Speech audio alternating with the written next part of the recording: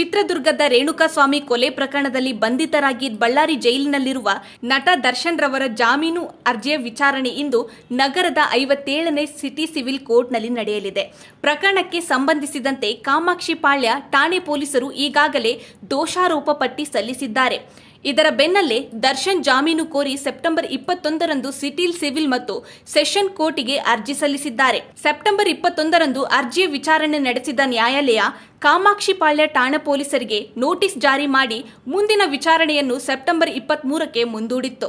ಇಂದು ದರ್ಶನ್ ಅರ್ಜಿ ವಿಚಾರಣೆಗೆ ಬರಲಿದ್ದು, ಕಾಮಾಕ್ಷಿಪಾಳ್ಯ ಠಾಣಾ ತನಿಖಾಧಿಕಾರಿಗಳ ಆಕ್ಷೇಪಣೆ ಸಲ್ಲಿಸುವ ಸಾಧ್ಯತೆ ಇದೆ.